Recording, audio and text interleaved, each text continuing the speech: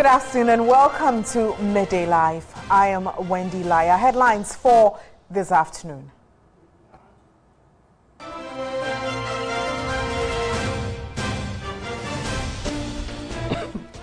National Petroleum Authority shuts down 21 liquefied petroleum gas stations across the country for failing safety standards.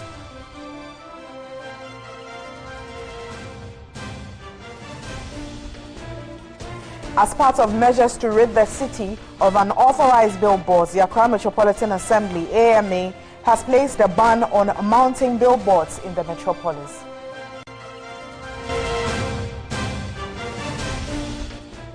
The Dental Accra Bus Rapid Transport Corridor is to begin full operations next month.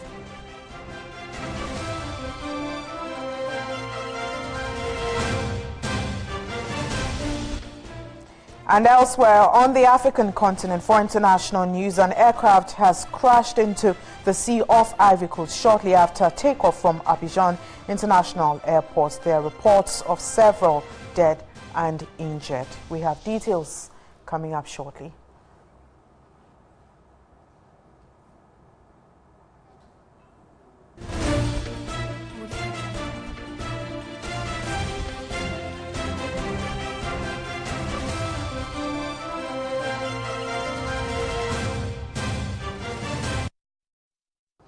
Start with our stories now. The National Petroleum Authority has shut down 21 liquefied petroleum gas stations across the country for failing to meet various safety standards following inspections on Thursday, October 12. This follows a directive by President Akufo-Addo after the atomic gas station explosion, which killed 7 people and injured over 130 others. Well, on News 360 yesterday, Alfred Okanse, my colleague, spoke to the Chief Executive Officer of NPA. You closed 21 stations down for violating the laws, and the exercise continued into today. We are still collating the reports from the various zonal offices across the country. We haven't had the full complement of the information when we do communicate it to the general public. But for now, we have done what we had to do. We monitored 46 stations across the 5 zonal areas of the NPA's operation, i.e. Kumasi Zonal Office, Takoradi Zonal Office, Tamale Zonal Office, Accra Zonal Office, and Volta Zonal Office. Now, all these stations reported about 46 inspections, and out of that, 21, nearly 35, because 11 more are on probation. And by close of date, we would have known whether we should revoke their licenses to or not. So that is the situation. Basically, we have 2 criteria that we use to determine whether or not a station should continue to operate. First of all, we check for all the permits that they are required to have before they continue to operate. And in that regard, we are looking for the EPA permit, the fire permit, town and country planning, and then we are looking for the factory inspectorate department permit as well. Now, if you do not meet any of these 3, if you do not have any of these 4 permits, chances are that we will not even go to the second stage to check for the safety installations that you have, the safety equipment that you need to have in place, i.e. fire extinguishers. You need to have water reservoir. You need to have all the safety valves, and the safety signals must be very visibly displayed, and you must also be able to isolate the customer waiting area from the loading area. If you do not meet any of these as well, then we will likely close down the station until you are able to remedy the defect. Well, Mr. Tamboli, after Saturday's explosion, there's been a number of actions on the part of the regulatory authorities to do the right thing. But why did you have to wait till a directive from the president before closing down stations which, in your own audit, have violated or breached safety standards? Did we have to wait till this point where people lose their lives? No, what you must know is that we have been doing the monitoring and inspection prior to the directive from the president. What the directive of the president has done is to even give us more backing and then fortify us in the work that we do. There's no doubt in my mind that the President's directive has contributed to the new momentum, but we have been doing the monitoring and inspection nevertheless. Meanwhile, President Akufo-Addo has directed the construction of facilities intended for use as gas or petroleum retail outlets be stopped with immediate effect. The cylinder recirculation of liquefied petroleum gas is also to be rolled out. The decision was arrived at a cabinet meeting held on Thursday, October 12, 2017, and comes on the back of Saturday's deadly blast at a gas filling station at Atomic Junction. That explosion has so far claimed at least 7 lives and injured over 100 persons. This again raised widespread concern from the public over the lax safety standards of some LPG and petrol filling stations across the country. Ghana has seen about 8 major explosions since 2014, and in 2015 Ghana witnessed the June 3 fire and flood disaster at a petrol station near the Kwame Nkrumah Circle, which claimed over 150 lives and injured dozens of others. The directive with regards to the LPG stations is to be carried out after a risk assessment of the current infrastructure has been carried out. A task force is to be deployed within 30 days to undertake the exercise. Information Minister Mustafa Abdul Hamid in a statement said henceforth the cylinder recirculation model of liquefied petroleum gas LPG distribution be implemented. This model means that LPG bottling plants will be sited away from congested commercial and population centers and will procure, brand, maintain and fill empty cylinders to be distributed to consumers and households through retail outlets. Low-risk stations will be designated for the supply of gas to vehicles. The statement added that this whole exercise must be completed within 1 year. Director General of the Ghana Standards Authority, reacting to the new directive, assured of his outfit's support. The clear message from His Excellency is that it's not going to be business as usual. The President has said never again and never again. And should it happen again, the heads of the agencies would have to answer to the government why it happened. We are hoping and praying that it wouldn't happen, but importantly, we are also working to be sure that it does not happen. And we're still staying on this story. Ghana National Fire Service on Friday submitted an interim report of last Saturday's gas explosion at Madina Atomic Junction, which claimed some 7 lives and injured about 130 more. So this afternoon we do have on the phone line the PRO of the Fire Service, Prince Billy Anaglati, to give us some more details on that very report. Thanks for agreeing to speak with us. Yeah, good afternoon. Good afternoon. Now, what are some of the areas your report covered? But actually, as much as we will not be able to tell exactly what caused it because we are yet to submit the final report, but our interim report has been submitted.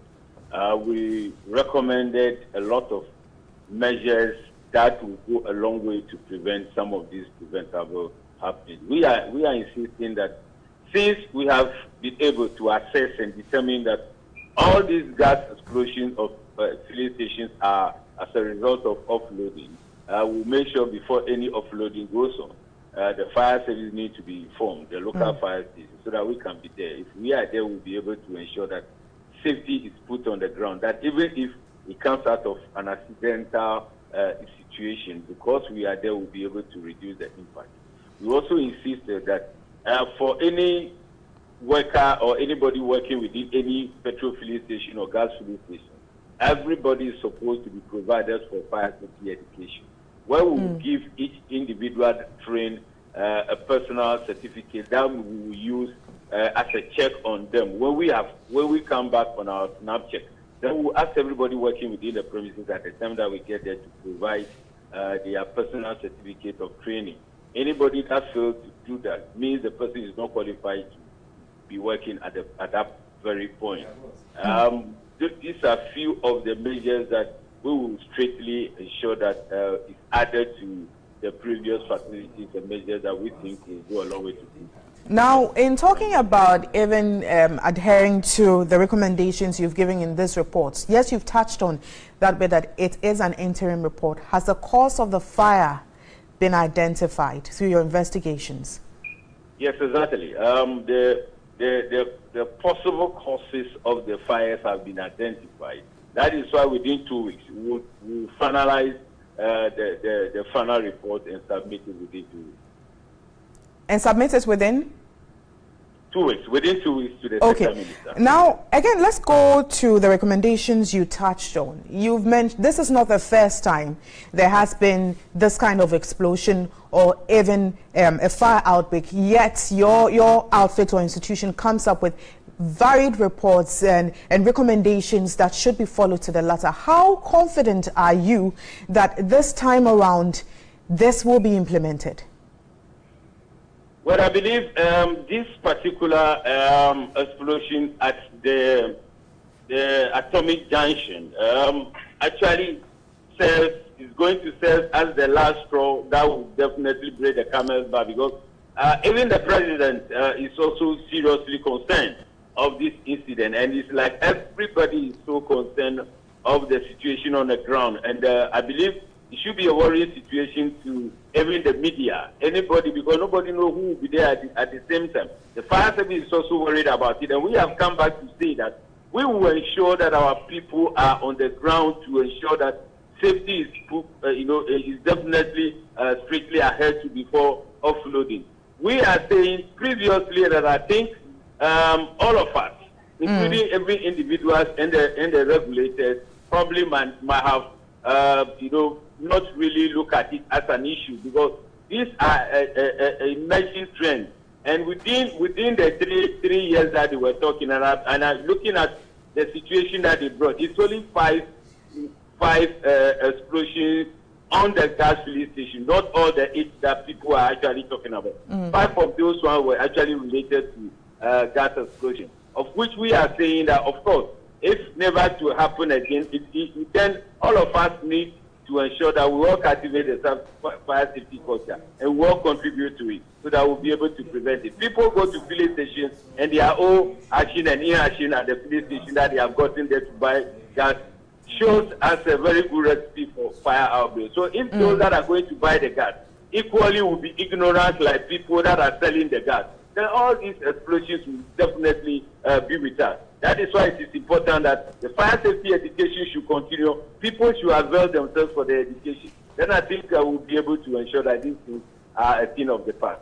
All right, thank you so much, Prince Billy Anaglat. He's the PRO for the Ghana National Fire Service. You're still watching Midday Live, and remember you can get interactive. Send your comments on our social media platforms. Facebook and Twitter is News on TV. Let's look at some more stories also in our bulletin. And also we'll be speaking to the Public Safety Organization and look at their views. That's the Bureau for Public Safety. Find out their views on what has happened so far and what they make of the directive from governments and other relevant stakeholder bodies. Good afternoon, Nana Akwada, and thanks for your time. Thank you very much. Now, it's exactly 1 week after the atomic gas explosion. Several measures have been put in place. The president has spoken. We've heard the vice president as well. What do you make of the measures that have been put in place in just 1 week? Your reaction to what has happened so far? All right.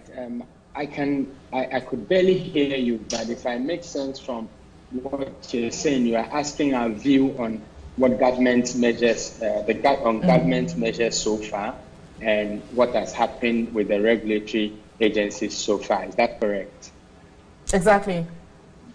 All right. I think that yesterday we indicated that the actions of government so far since the 7th is commendable.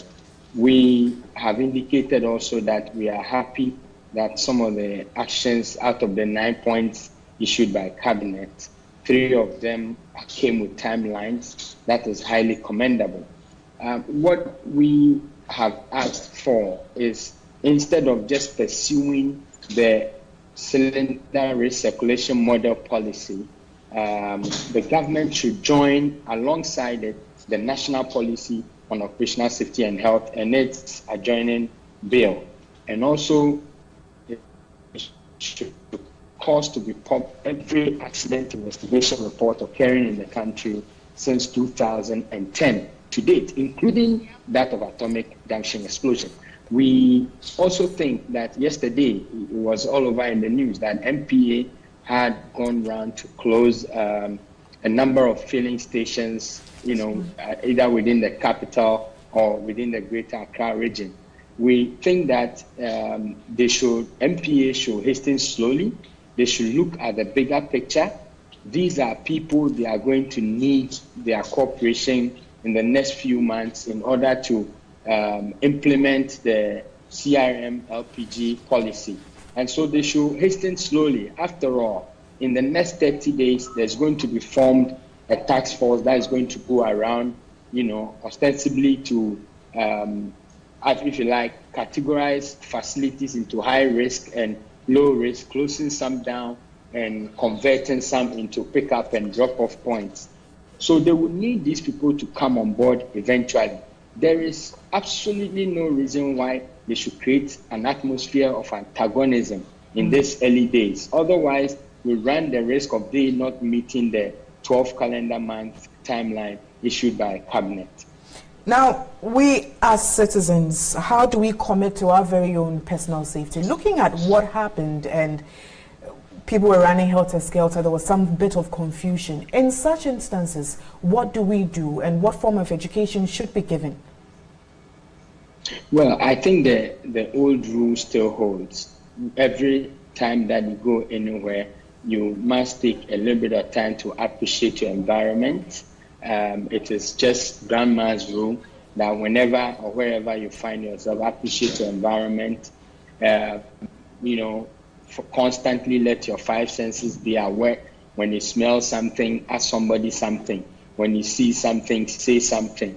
When you hear something, do something. So those are the basic principles, because you will never know where you find yourself in a country such as ours. You never know who is doing what, and what someone is doing really means to your personal safety. And it's also important that for those who live around facilities such as gas installations and hydrocarbon facilities, it's important that from time to time the communities engage owners of such facilities in order to ensure that they are up to date on emergency response procedures and evacuation techniques and all that. Those are things that come only when the community organizes itself, because if you get up as an individual and you approach a facility owner, there's a high likelihood that you will be dismissed.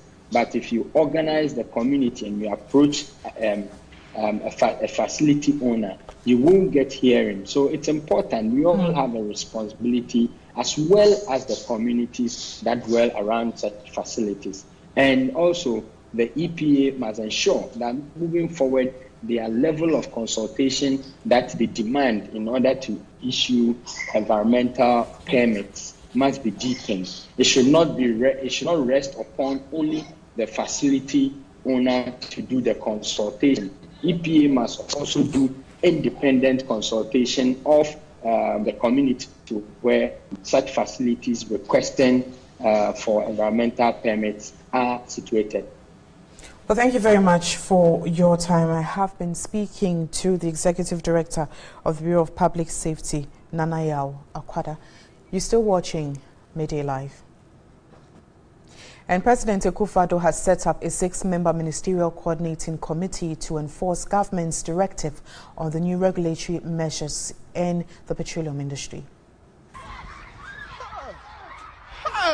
The Ministerial Coordinating Committee, to be chaired by the Energy Minister, Boakye Jako, comprises the Minister for Environment, Science, Technology and Innovation, Dr. Kwabena Frimpong Boateng, Local Government and Rural Development Minister, Haji Alima Mahama, the Minister for Employment and Labour Relations, Ignatius Bafo Iwa, and 2 Deputy Ministers for Energy.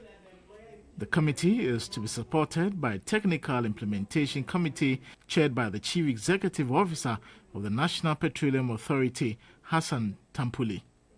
Other members of the committee are the Chief Fire Officer, the CEO of Standards Authority, the CEO of the Environmental Protection Agency, the Director of the Land Use and Spatial Development Authority, and the Director of the Department of the Factories Inspectorate. President Akufo-Addo noted his government does not intend to follow the practice in recent past where the political will to enforce protective measures of the citizenry has not been present. He therefore urged members of the committees to cooperate.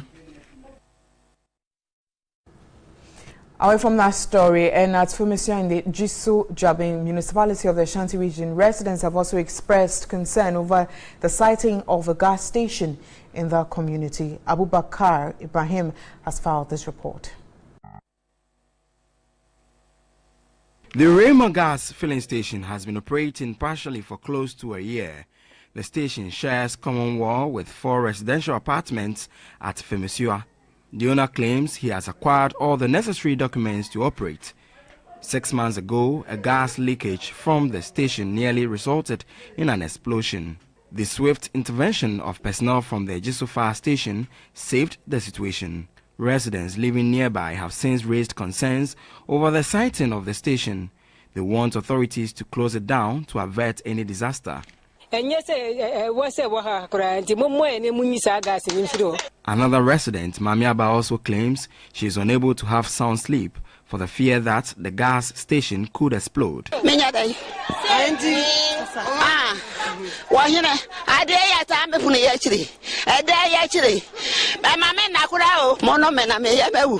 About 4 private schools are also situated less than 300 meters from the gas station.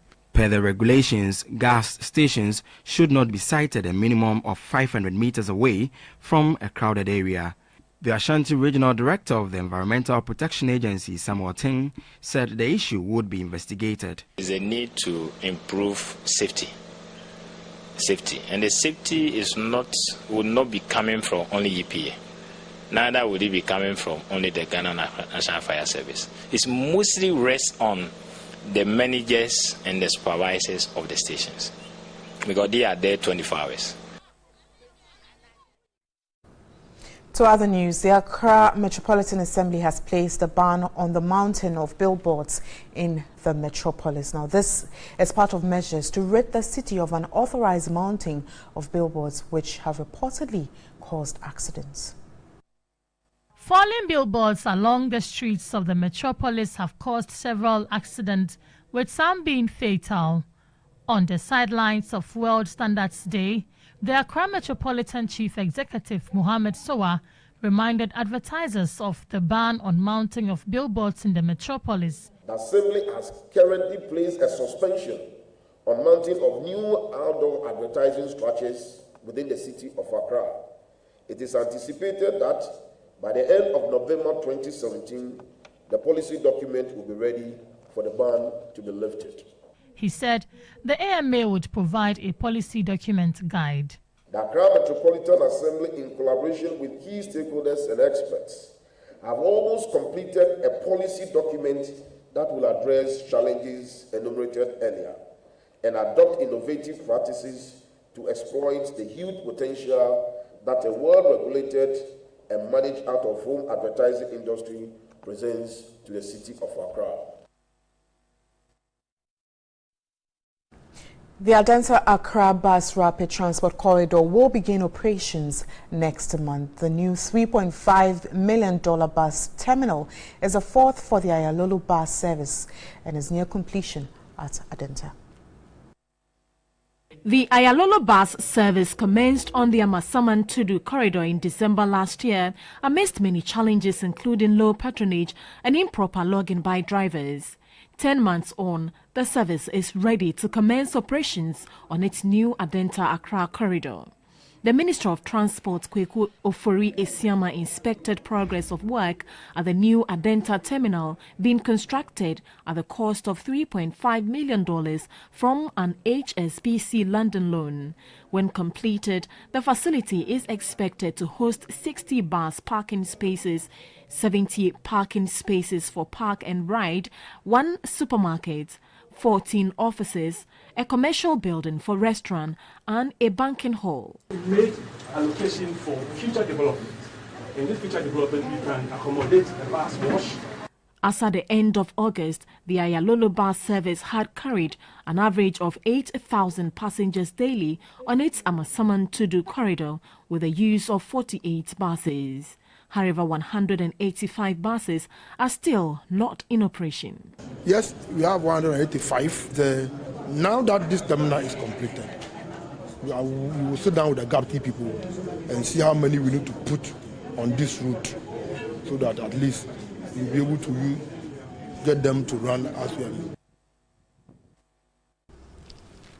When I head to the Western region, where residents of Anglo Beach in the Shama district of that very region are requesting resettlement by government. More than 300 residents of the coastal community have been rendered homeless after their houses were washed away following tidal waves over the weekend. Spencer Boateng Mensah has the rest of the story.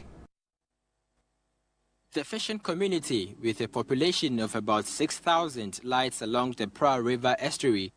However, worsening climatic conditions coupled with uncontrolled human activities have resulted in severe sea level rise along with strong tidal waves which continue to wreak havoc on the community.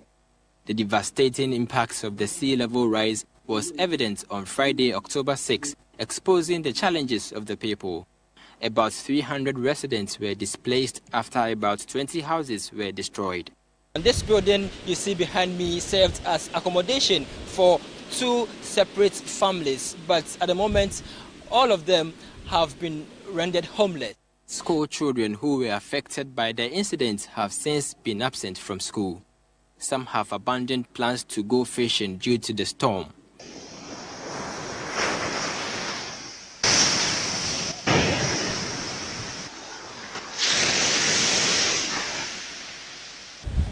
Before July 7 this year, there were about 17 buildings erected behind me here at the beach. But as you could see, everything has been washed away by the sea, rendering over 120 people homeless. Noble is a resident here at Anglo Beach and he'll be telling us more about exactly what happened. Sir, what exactly happened? On the 7th of July, there was a channel that was cut between the river and the sea. And then the channel opened and the movement of the water had started to destroy the houses over here. How long shall we stay over here? No help for anywhere. Where do we go? Where do we go? We had the land to go. The owners of the land are demanding something from the community. Director of Center for Coastal Management in the University of Cape Coast, Professor Dennis Aheto, is advocating for an immediate evacuation of residents. You're still watching Media Live. We have more.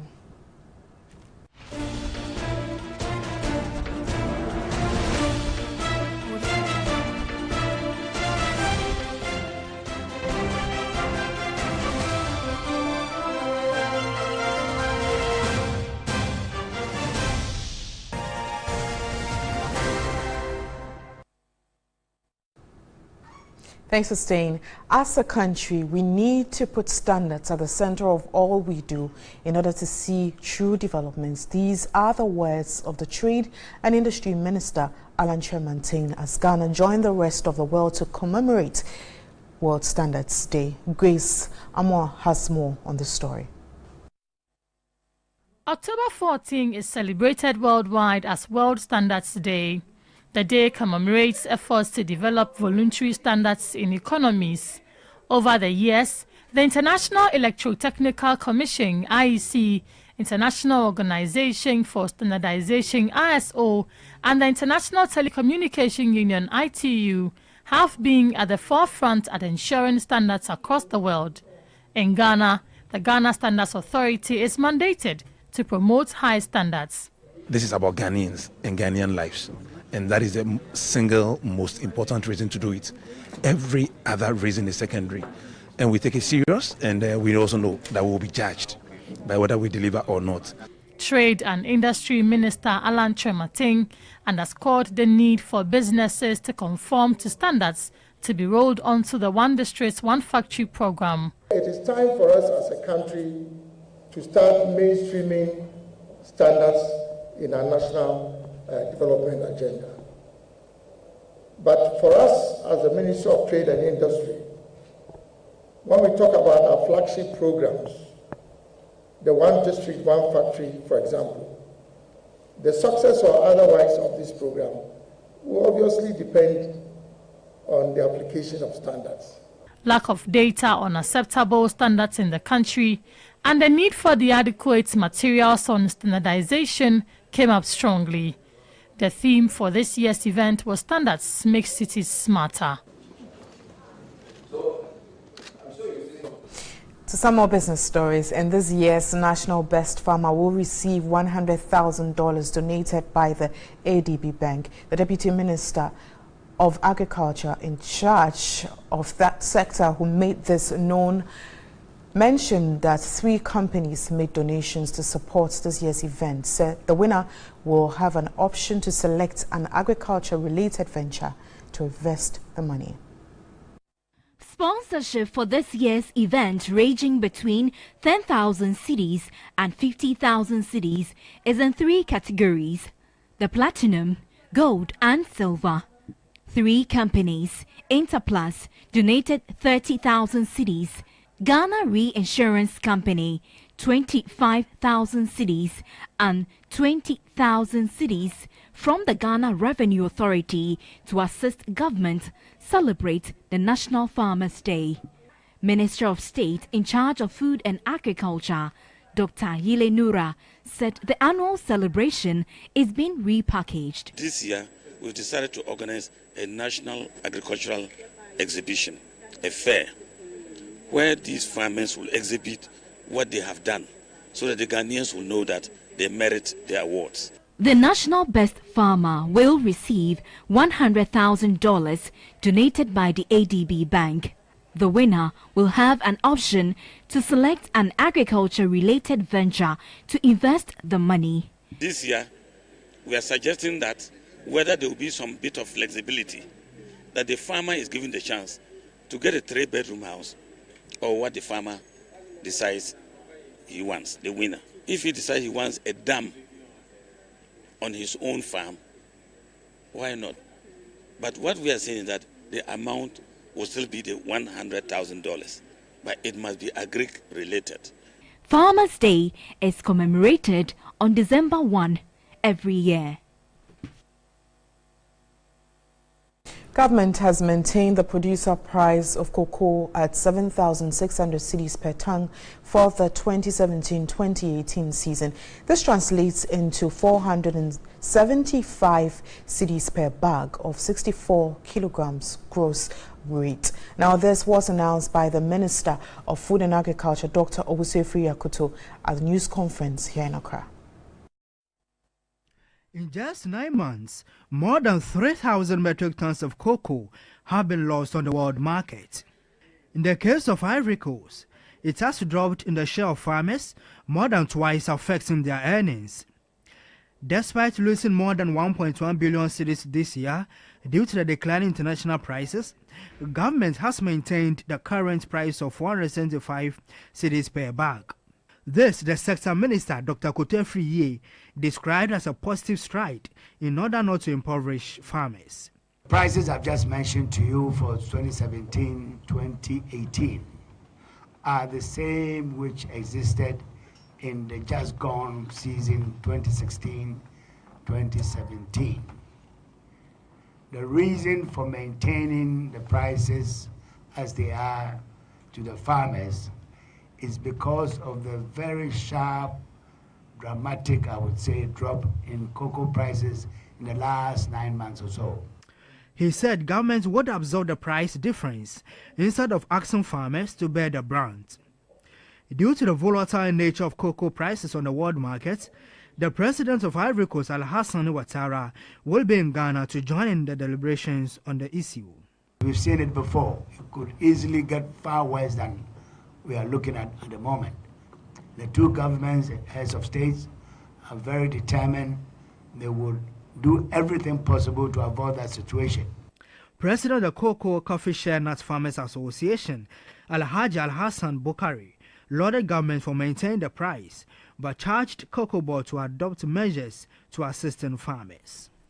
If the Cocoa Board is not going to help the farmers, we will do, but we will not get the yield.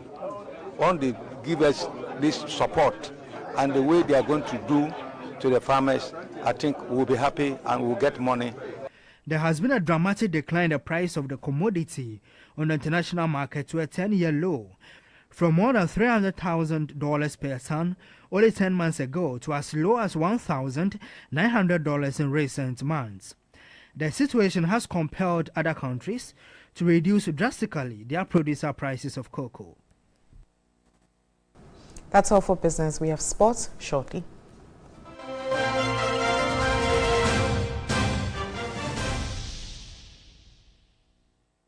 Acts of trailblazers in the art and entertainment fraternity could be a crucial step in preserving history.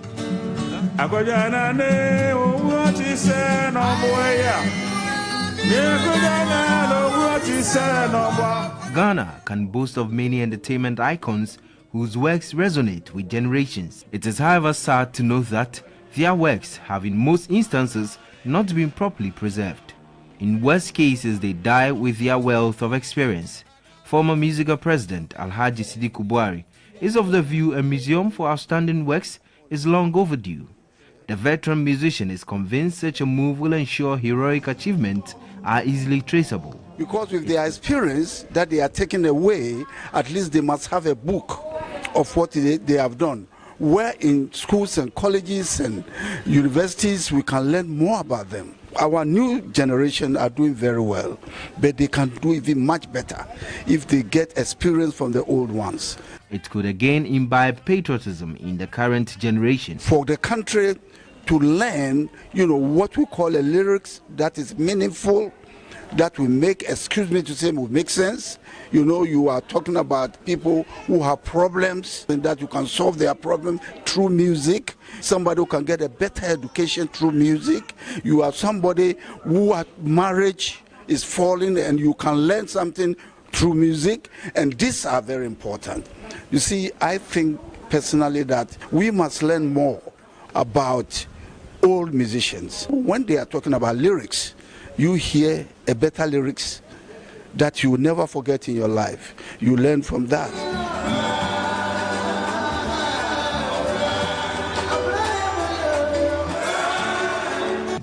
Chairman of the Ghana Music Rights Organization, GAMRO, Rex Omar deems the proposal appropriate, but thinks it should be widened to capture personalities in other art forms. Either Music Hall of Fame or something that will actually let the upcoming generation know who did what.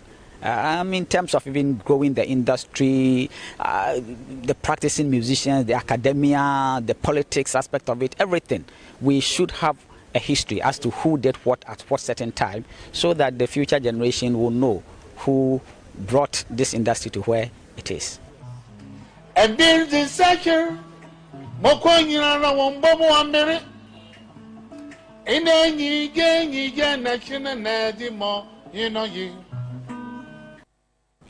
And that's all for Midday Live. Thank you so much for watching. I am Wendy Lai. You have a blessed afternoon.